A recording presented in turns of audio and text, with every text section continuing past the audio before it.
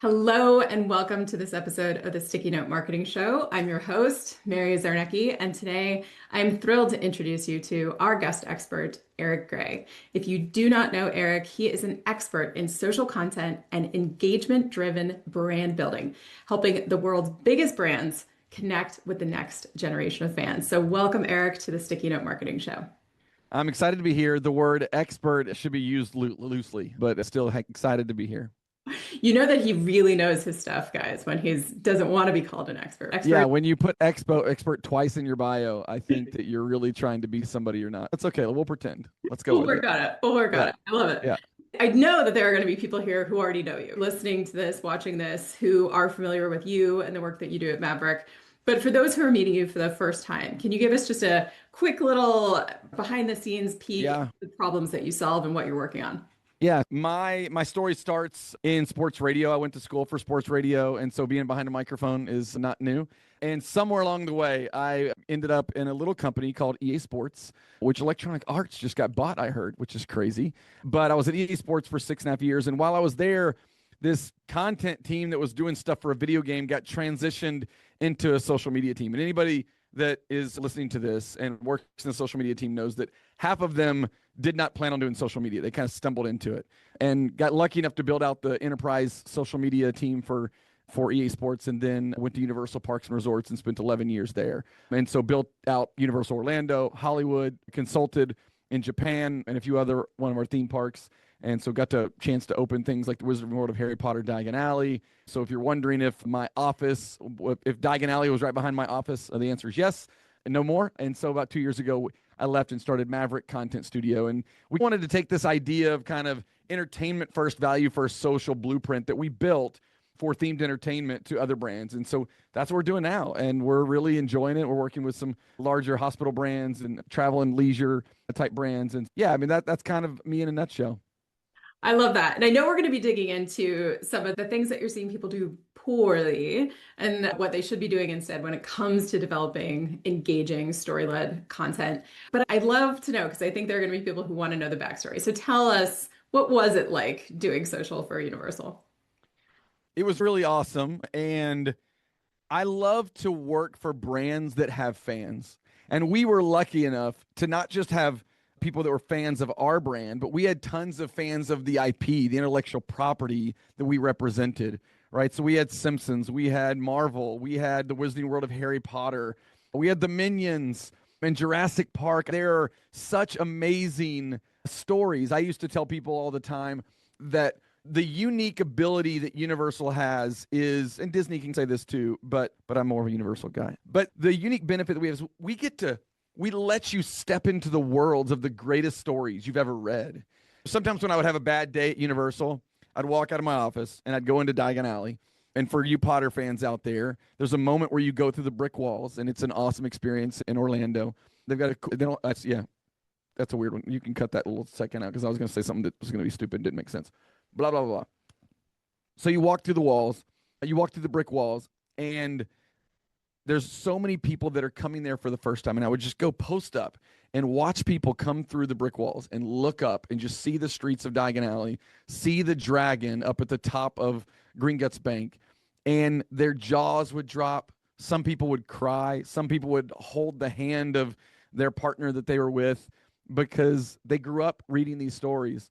And it was a really special time. And I really got to see Universal grow up. Whenever I got there, we had two theme parks with Islands Adventure and Universal Studios. We hadn't added the water park yet. They just opened Epic this summer. So now I sound like an ad for Universal, even though I'm not there anymore. Still love it.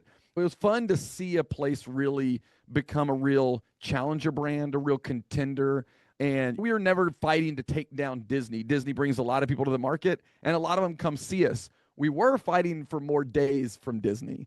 And I think we did it. And I say we, the marketing team, the experience team, the creative teams that build these amazing and immersive worlds. And yeah, it was a good time. We grew the team from 2 people in social media and fought for more resources, more budget. And when I left, we had 24 people across creative and strategy and influencer.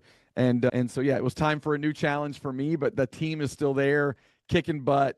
Follow them on YouTube, follow them on Twitter. They're doing such amazing work, and we're proud of what we built. Amazing. Amazing. And I know growing from a team of two to, like you said, expanding in that way is a huge accomplishment, but it has to start somewhere. At Yeah. some point you're starting small. So I know some of the folks that are listening to this probably are working on huge brands. Others may be working on, like you were saying, challenger brands. So thinking about the folks listening to us today, when it comes to developing and using social and their content to develop those immersive experience, right? To transport someone like you were describing, someone walks through the brick walls, they're transported into an experience. So for those listening who are saying, okay, I'm not universal, right? I'm not Yeah. some magical screenwriter who has this amazing IP. Like I'm maybe just trying to create content for a insurance plan, or I just have vitamins or, whatever. Yeah. Like, we're not sexy. Like, Yeah. we don't have a magical brand. How can we actually do this? So let me ask you, how do legacy brands or maybe boring businesses actually break through using their content and social? Yeah. One thing I always like to say when I get this question is if you have customers, then you have a story to tell. If you have customers, you have a story to tell. It also means that if you exist in the world, then you have a purpose. I heard a brand person one time say, if your business stopped existing in the world, if you took it out of the world, what void would be left? What gap would be left? And you might think right now that, oh, I'm a commodity, or maybe I'm an agency like we are, right? And if I left, some other agency would feel that. Well, then I would say you haven't done the work to understand the purpose of your brand, and you need to do that before anybody does some big social content storytelling brand tactical experience. You've got to understand your true worth and your true value in the marketplace, and you've got to start there. Like I always tell people that people all the time are like, can we do some great story? And I ask them, well, what do you stand for? They don't really know. Sell this. Okay. I didn't ask you what do you sell. I said, what do you stand for? Why do you matter to your customers? And if you have customers and if you matter to them, then I think you have a story to tell. And I'd start by saying, who are you helping? And how do you find out the story behind who you're helping? Maybe you sell vitamins people and it feels like you're selling vitamins online, but what do those vitamins help people do? How do you help them in their everyday life? How do you help them live more full or more healthy or walk more or spend more time with their family? So I think it comes from a little bit of an editorial background, being in radio and being a journalist, and marketers don't always fully get that because they have a hard time getting away from what we're pushing on people. And so the challenge becomes, how do I tell a story that attracts people? That's a mind-blowing moment for a marketer that really his job is to come up with 3 messages and the medium to push it on in an ad that's going to change their mindset. And then there's nothing wrong with true good blocking and tackling marketing. But when you're talking about emotional connection between a brand and a customer, that just has to be done in a different way.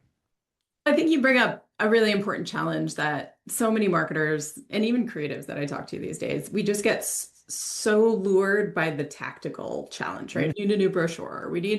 I need to be on this platform because everyone else is on TikTok. And they get so focused on the thing before, I think, what you highlighted, which was, do you know what you stand for? If you, Marvel style, Yeah. snapped out of existence, is anyone going to notice? Like, what gap is left in the world? And that has to come first. So I think you bring up something so important is that before we start jumping to the execution and, okay, what should I be doing, a carousel or a video on LinkedIn? It's more than that. It has to come from that emotional connection. So when you're working with brands in the work that you do now at Maverick, what are the things that you see people doing wrong that you immediately know that you have to go in and fix? Like, where do you start? What are some of those clues that people are maybe doing something that they shouldn't? Yeah, I think the first thing, especially when you're talking about the space that we're in, is they treat social and content small. They staff it small with junior people, with small teams, and they act like it's not the powerhouse that it is. And then you go find a startup brand or a challenger brand that's saying, no, I'm not going to do paid media. I'm going to actually double down in content. I'm going to build a content engine. I'm going to hire people that understand these platforms and know how to reach people in these audiences from an own standpoint. And I'm not saying that's the strategy for everyone. It's a different avenues. The first thing is understand your business goals. Where are you going? So, you got to understand your business purpose. What do you provide in the market? But you also have to understand your business strategy. So for us at Universal at the time, and again, we could talk about some other brands, but engagement was so much more valuable to our business because of the repeat visitation that we were hoping to get. That was from a repeat standpoint. From a new visitor standpoint, it was so important to tell the breadth and depth of our story to convince someone to come for 3 to 5 days. Those are two big strategic pillars for our brand and business.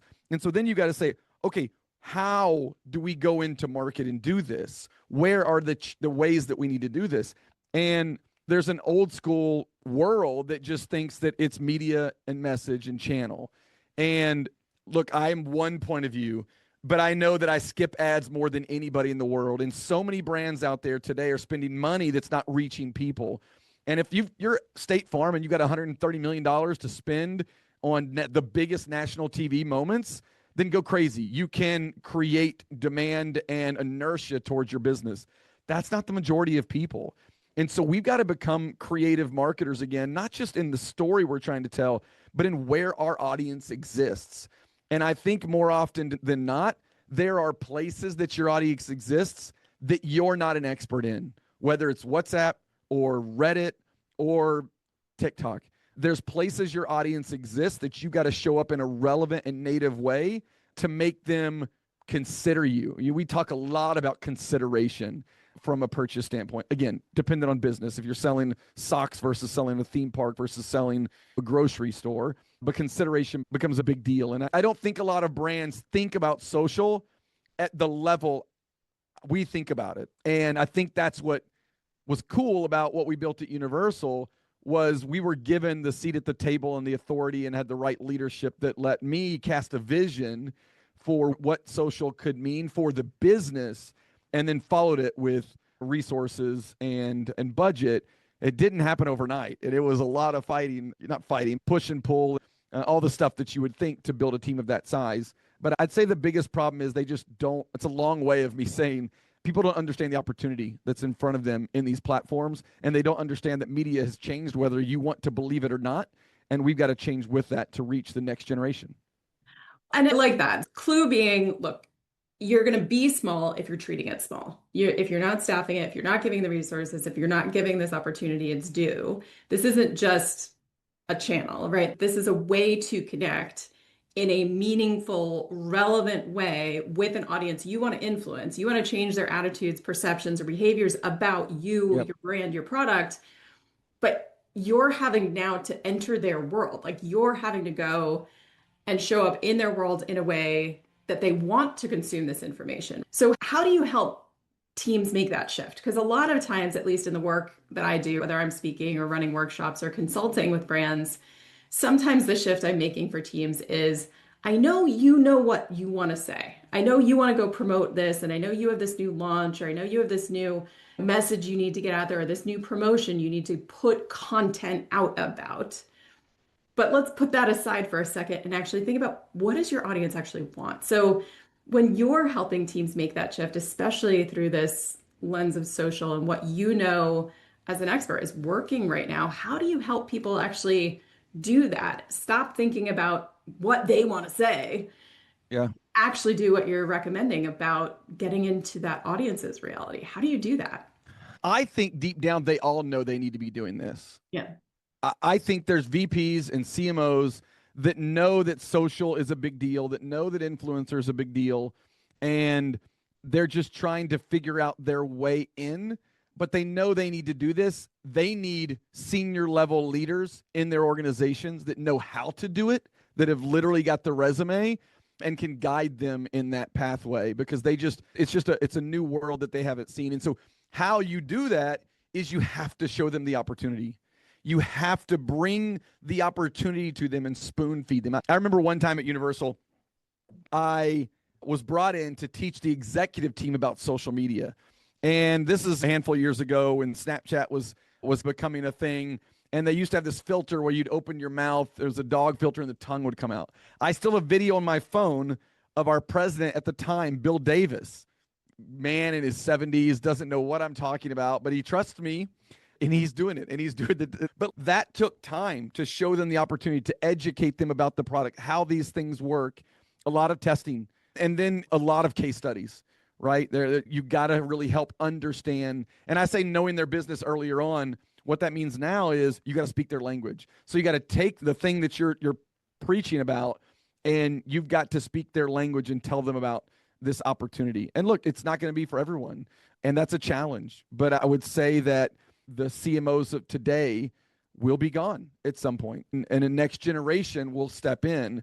I had a guy on a podcast one time that did some work for McDonald's and Pepsi, and I was talking about like this. Oh, why don't people do this? And he's like, what are you talking about? We do this all the time. They think social is the biggest thing ever. And I was like, isn't that nice for you? Because that's not most places. But there are places that are doing this amazing. They're putting social right here at the front, content right at the front. But for the majority of us, we're still in a transition. And I just think it's in kind of an old world mentality. And so it's our jobs, people like me and others, to try to express the new opportunity and the excitement that you can have in this world.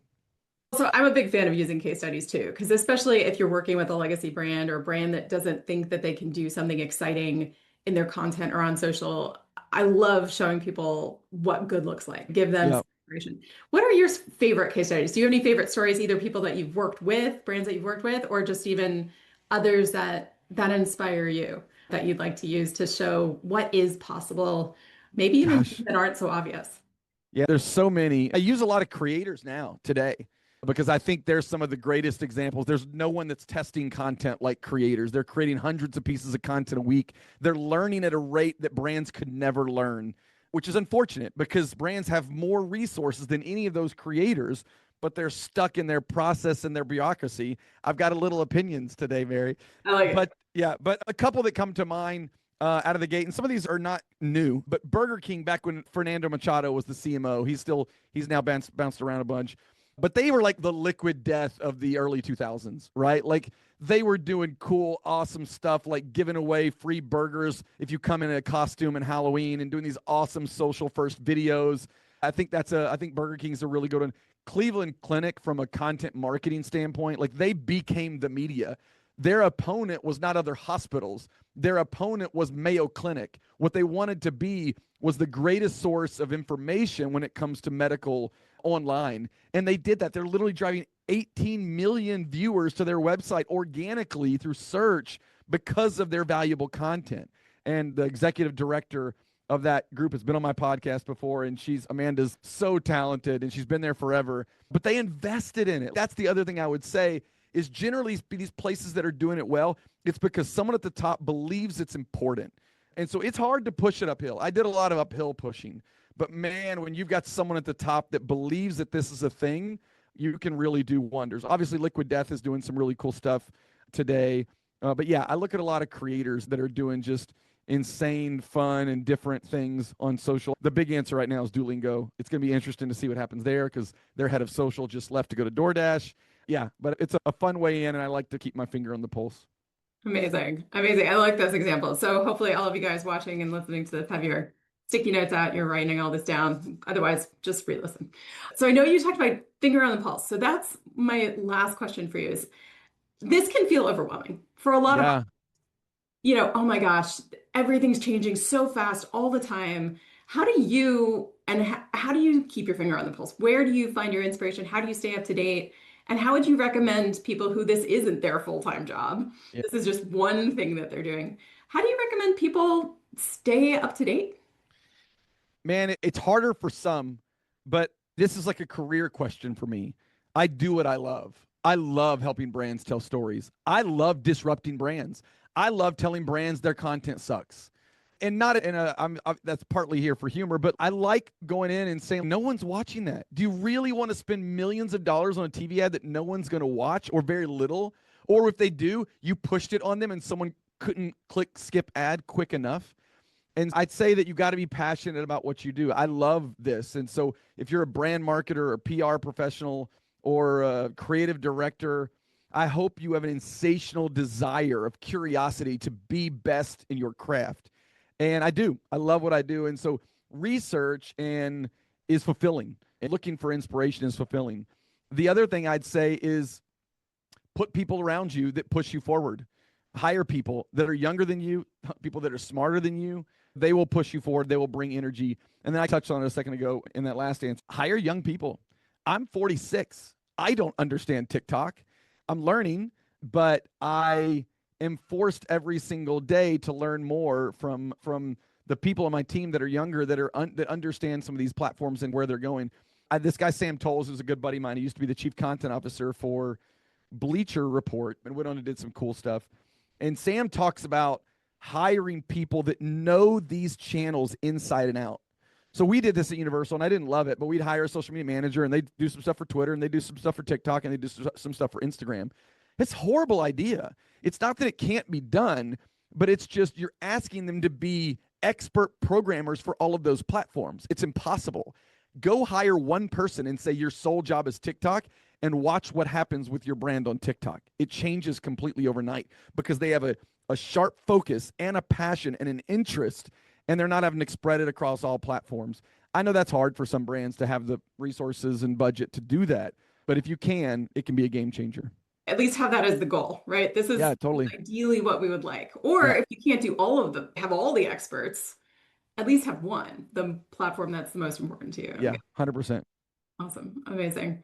Well, thank you, Eric. I really appreciate you sharing this knowledge, sharing your expertise with our folks today. I know there are people who are frantically writing down notes, but All the sticky people, notes, hopefully. all those sticky notes, that's the hope. Here we go. I love it. I love it. Yes, Sticky Note Club. Yeah, For those though who have questions, who want to follow up with you, we're going to include your bio. We're going to include all of the yeah. links to connect with you. But where would you direct people if people are wanting to take action, connect with you? What's an invitation you'd make to them as the next step? Yeah, I just say follow me on Instagram. I'm sure that's shocking for people. At the Eric Gray, ERICGRAY, you'll find it. We create a lot of content there from my team. And if you direct message me, we've got a free content strategy template that we use with some of our clients that is literally some of my best thinking. It's like stuff I've stolen from brands, from creators, from creatives, and really use this blueprint as a way to build Universal and now as a way to help build other brands. And so, yeah, we can send that over to you for free. Seriously, listen up, because when Eric says that this is his brain downloaded into this guide, this is definitely worth taking the time to go get. So Yeah. if you want someone who's helped build Universal working on your business, just a small thing. I agree, Mary. You're just so smart. Thanks, Eric. Any parting thoughts for the crew today? No, I think that be curious and ask the hard questions. If you're in big brands and you feel something is going across the table that you feel like is dumb, say something. I've seen so many things get green light because people aren't brave enough to say something. You got to find a way to do it respectfully. You can't be maybe a maverick and keep your job. I had to leave because I was too much of a maverick. I just say we want so badly to help brands create things that actually connect and build audiences over time. And sometimes that means standing up and saying something. I love that. Little call to action for all of you out there. Yep. Say something. Do not just let it get greenlit and then hide in shame later. Yeah. Oh, man. Amazing. Thanks, Eric. And thank all of you for listening and tuning in with us today. Make sure if you found value in today, let us know. Share this with a friend, subscribe so that you're notified the next time that we go live. Looking forward to seeing you on the next episode of the Sticky Note Marketing Show.